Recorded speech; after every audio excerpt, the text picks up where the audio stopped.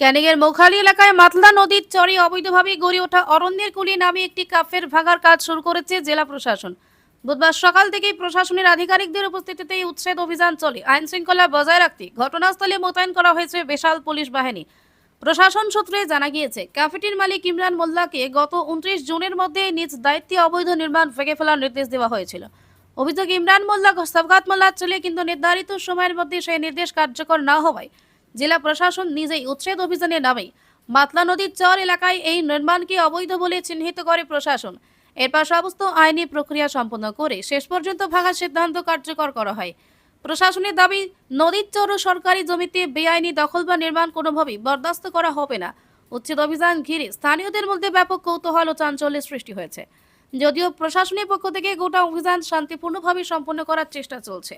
এখন দেখার বিষয়, এই ঘটনার পর সংশ্লিষ্ট পক্ষের তরফে কোনো আইনি পদক্ষেপ নেওয়া হয় কিনা এবং ভবিষ্যতে নদীর চর এলাকায় অবৈধ নির্মাণ রোধে প্রশাসন আরও কি ব্যবস্থা গ্রহণ করে।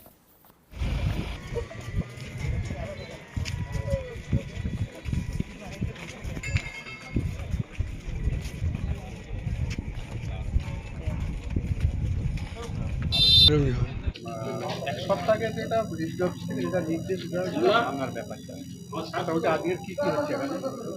আপনারা তো দেখতে পাচ্ছেন কি হচ্ছে এখানে। টোটালটা কি এই ক্যাফেটেরিয়াটা ভাঙা হবে? হ্যাঁ, ভাঙা হবে বলেই তো নির্দেশ এসেছে। আচ্ছা, সে মতো এটা টোটাল কত একর, কত জায়গা? সেটা সব দেওয়া হয়ে গেছে, ডিটেলস রিপোর্ট। এখন আমি মিডিয়ার সামনে কিছু বলতে পারবো না। অথরিটির কাছ থেকে জেনে নেবেন, এসডিও এডিএম সবাই জানে, ওখান থেকে জেনে নেবেন। ঠিক আছে।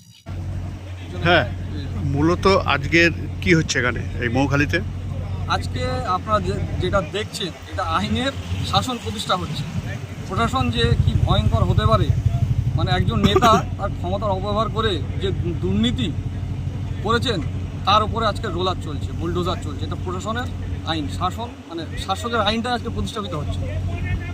মানে কতটুকু খুশি আপনারা এই যে প্রশাসনের আইনে এই যে দেখছেন, বিগত দিনে বিগত সরকার ছিল বা প্রশাসন ছিল, এই আইন আপনারা কি দেখেছিলেন?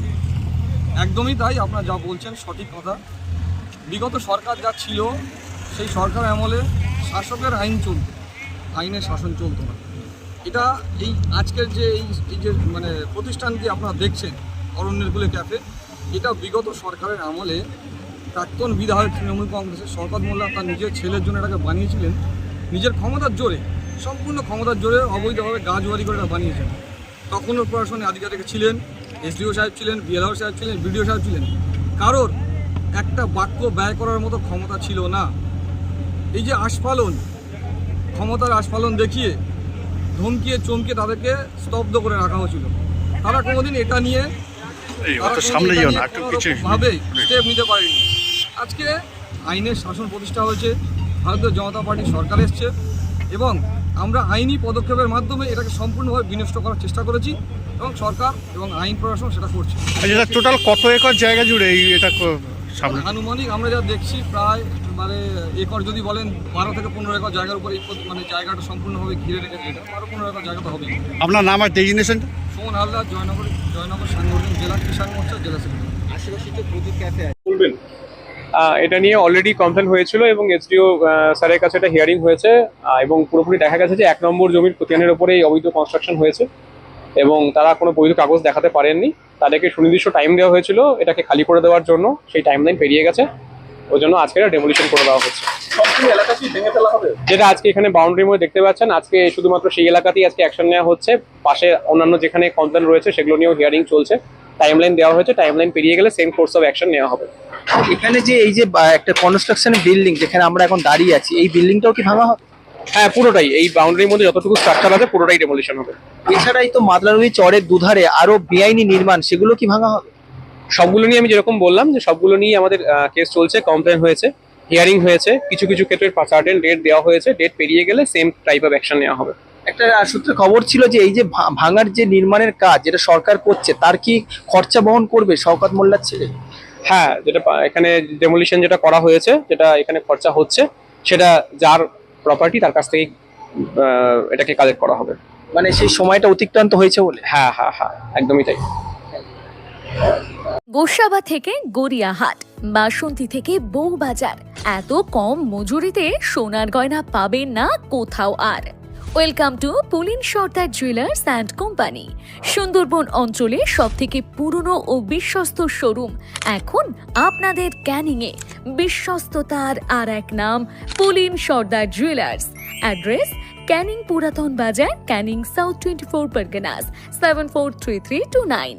ক্যানিং এবং দক্ষিণ 24 পরগনার অর্শ ও মলদার রোগের আয়ুর্বেদিক ঘাড় সূত্র চিকিৎসা পদ্ধতির প্রথম ও একমাত্র ক্লিনিক ক্যানিং মাদ্রাসি পাইলস ও ফিস্টুলা ক্লিনিক, যেখানে 1980 সাল থেকে স্বর্গীয় ডক্টর এস.কে. রাওয়ের তত্ত্বাবধানে হাজার হাজার মানুষ সম্পূর্ণ সুস্থ হয়ে উঠেছেন।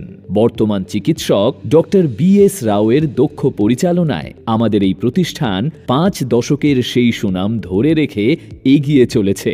ফিশার, পাইলস, ফিস্টুলা ইত্যাদি যে কোনো জটিল মলদার রোগ থেকে নিষ্কৃতি পাওয়ার জন্য এখনই এই নম্বরে যোগাযোগ করুন 9883518886।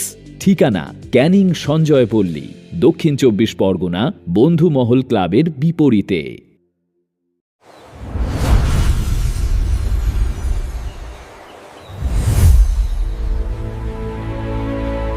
এই গরমে একটু প্রকৃতির ছোঁয়া আর ইলিশের স্বাদ নিতে চান?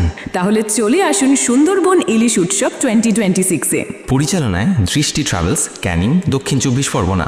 2 রাত্রি ও 3 দিনের এই জমজমাট ভ্রমণে থাকছে সুন্দরবনের মনোমুগ্ধকর প্রাকৃতিক সৌন্দর্য আর নদীর বুকে ইলিশের রকমারি পদের অসাধারণ আয়োজন। দুপুরে ইলিশ আর রাতে থাকছে সুস্বাদু মাটন ও চিকেন। শুধু তাই নয়, এবারের বিশেষ আকর্ষণ, প্রত্যেক ভ্রমণার্থী পাচ্ছেন 500 টাকার গিফট কুপন। আগামী 1 বছরে সুন্দরবন ছাড়া যে কোনো ট্যুরে থাকছে প্যাকেজ প্রতি 500 টাকার বিশেষ ছাড়। আর 10 জনের গ্রুপ বুকিংয়ে থাকছে আকর্ষণীয় বিশেষ ডিসকাউন্ট। তাহলে আর দেরি কেন? আপনার প্রিয় দৃষ্টি ট্রাভেলসের সাথে এবার ঘুরে আসুন সুন্দরবন। বুকিং শুরু হয়ে গেছে। যোগাযোগ করুন এখনই 0707607243 7507843073। দৃষ্টি ট্রাভেলস, ভ্রমণের আনন্দ আপনাদের সাথে।